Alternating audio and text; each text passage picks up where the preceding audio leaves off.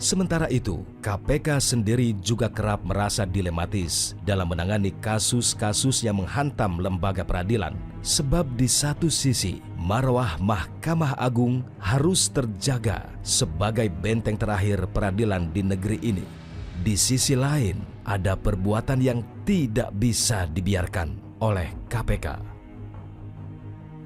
Pak, kalau kita lihat dalam sejarahnya perjalanan KPK menangani kasus, apakah memang untuk kasus OTT dalam hal korupsi ya Pak ya, ini yang menjerat Hakim Agung ini hanya kali ini saja atau seperti apa? Karena kan banyak sekali Pak persepsi di luar sana bahwa ini catatan sejarah baru pertama kali dari pihak internal Mahkamah Agung ini dijerat OTT oleh KPK. Bagaimana jawaban Pak Gufron? Ya, sebagaimana kita ketahui ya, sejarah panjang peradilan kita itu sudah ditulis oleh Sebastian Pompe. Dia menulis tentang retaknya tembok mahkamah kami gitu ya.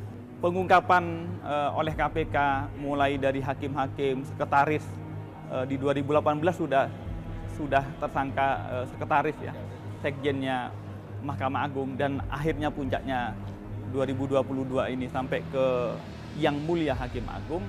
Terus terang bagi KPK itu sangat ironi dan menyedihkan. KPK sekali lagi dalam kedilemaan ya.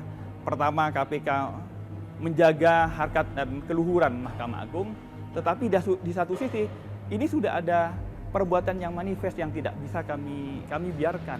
Jadi kami harus sampaikan bahwa penangkapan ini sebagaimana kita harus mengamputasi. Kalau ternyata organ tubuh kita ada yang kanker, ada yang sakit yang kemudian harus diamputasi. Dan kami berharap sekali lagi kasus ini harus kemudian disadari untuk kemudian diperbaiki. Dan ini kami sadari bukan hanya beban Mahkamah Agung ya, tapi beban kita bersama.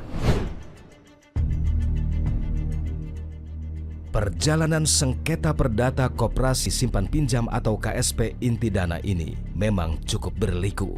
Meski urusan tingkat kasasi MA telah memenangkan nasabah yang diwakili oleh Yosep Parera dan Eko Suparno, namun pihak koperasi masih mengajukan peninjauan kembali.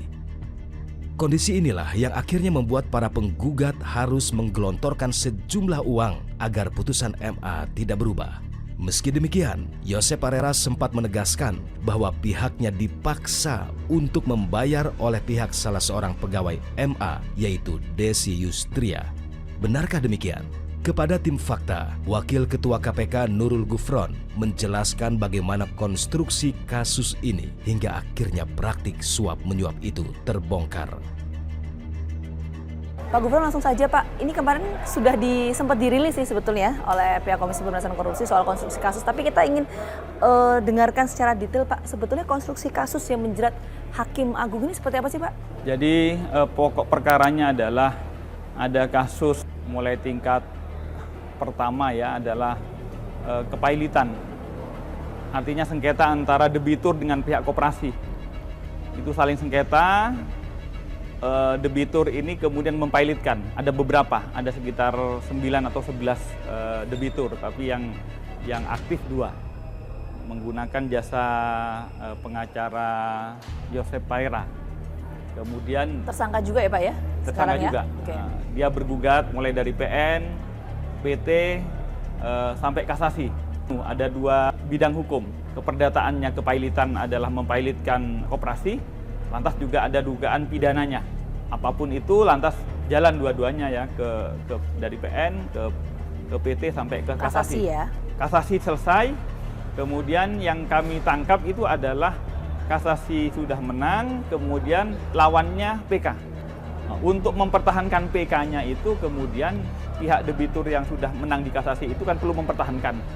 Untuk mempertahankan di tingkat PK itu ada pengaturan suapnya itu. Selanjutnya, Nurul Gufron juga memastikan bahwa Komisi Pemberantasan Korupsi akan melihat kasus penyuapan Hakim Agung ini secara lebih luas. Dengan kata lain, umumnya kasus suap menyuap dalam konteks koperasi biasanya tidak berdiri tunggal. Setelah ditetapkan sebagai tersangka, Hakim Agung ini, pihak-pihak dari unsur mana saja yang kemudian akan dimintai keterangannya oleh tim penyidik, Pak? Kasus ini jalurnya satu. Jadi layer 4 layer ini di tingkat kedua itu mecah. Kalau semua pihak yang relevan, sekiranya berkorelasi, memiliki hubungan dengan kasus ini, tentu KPK akan menelusuri pertanggungjawaban kami, akan menuntaskan ini secara holistik. Kami tidak ingin kasus ini hanya dipandang hanya satu ranting, tapi kami akan memandangnya lebih makro, sesungguhnya bagaimana yang terjadi. Oke, jadi membuka peluang ya Pak ya untuk memeriksa beberapa pihak yang juga berkaitan dengan konstruksi kasus ini, termasuk juga dari pihak Mahkamah Agung. Artinya tidak menutup kemungkinan bahwa ternyata kasus ini akan bercabang atau membuka kasus-kasus yang lain. Pandangan yang sama juga disampaikan oleh Profesor Gayus Lumbun yang juga mantan Hakim Agung. Dirinya melihat bahwa kasus suap menyuap merupakan kejahatan yang terstruktur dan biasanya disepakati oleh kedua belah pihak. Oke, nah Prof, kita tahu ya bahwa konstruksi kasus ini kan adalah Hakim Agung Mahkamah Agung ini kan kemudian menerima suap untuk perkara di Mahkamah Agung. Kalau kita melihat dalam konstruksi kasusnya, Prof melihatnya apakah memang ini peristiwa yang terjadi hanya oknum tertentu atau memang secara terstruktur atau seperti apa sih? Suap sendiri kan itu, suap ini kan ada kesepakatan, adanya kesatuan keinginan. Dalam kata lain, kalau suap itu meeting of mind, ada istilah-istilah di pikiran yang sudah ketemu dan untuk dilakukan. Berarti kan kalau kita bicara hakim, dia majelis, bisa 3, bisa 5. Kita belum tahu majelis ini. Artinya selain satu orang yang OTT ini, tentunya ada kesepakatan juga di dalam untuk mengiyakan permintaan yang menyuap, itu semua harus diperiksa. Oh, di tracing gitu ya? Harus tracing, itu pasal 5 dari maklumat nomor 1 tahun 2017. Itu dilaksanakan sebenarnya juga oleh penyidik.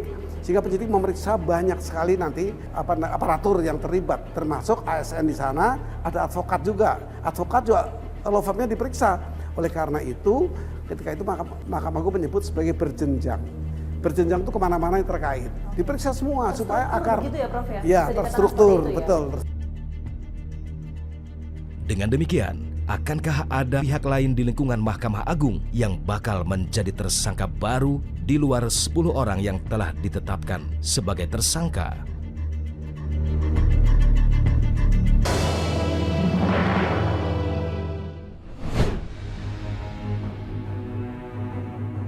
Ada yang menarik dalam perjalanan kasus penyuapan terhadap Hakim Agung ini.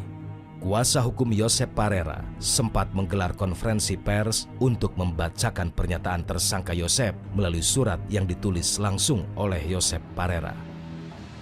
Dalam surat itu, Yosep sempat menyampaikan bahwa penangkapan atas dirinya justru sebuah keberkahan. Sebab dengan demikian, dia bisa menyampaikan kepada orang banyak tentang buruknya sistem peradilan kita. Yang pertama adalah saya bersalah, saya siap dihukum seberat-beratnya. Saya tidak kenal Hakim Mahkamah Agung karena yang saya kenal hanya Desi. Peristiwa ini bukan malapetaka bagi saya, tetapi berkat dari Tuhan untuk saya bisa bicara di kancah nasional. 9. Terima kasih kepada KPK untuk ruang yang diberikan kepada saya. Ruang ini akan saya gunakan bukan untuk membela diri saya, karena saya memang bersalah, tetapi akan saya gunakan untuk menyampaikan aspirasi masyarakat dalam penegakan hukum dan keadilan sosial. Tertanda Theodorus Yosep Parera. Nah. Tentang keberkahan ini juga diamini oleh Profesor Gayus Lumbun. Terbongkarnya kasus ini telah menambah daftar panjang tentang rapuhnya lembaga peradilan di negeri ini. Untuk itu, momentum ini harus betul-betul dimanfaatkan demi memperbaiki keadaannya. Apa yang kemudian bisa kita tangkap dari peristiwa ini, Prof? Ya, saya menyebut sebagai blessing in disguise, ya, satu berkah yang terselubung. Walaupun kita sedih, kita prihatin, tapi ini satu momentum untuk kita bebenah, untuk kita merombak peradilan ini secara keseluruhan dari PN pengadilan negeri di awal di kabupaten kota, di provinsi bernama Pengadilan Tinggi atau PT, dan di Mahkamah Agung sebagai lembaga tertinggi dari peradilan.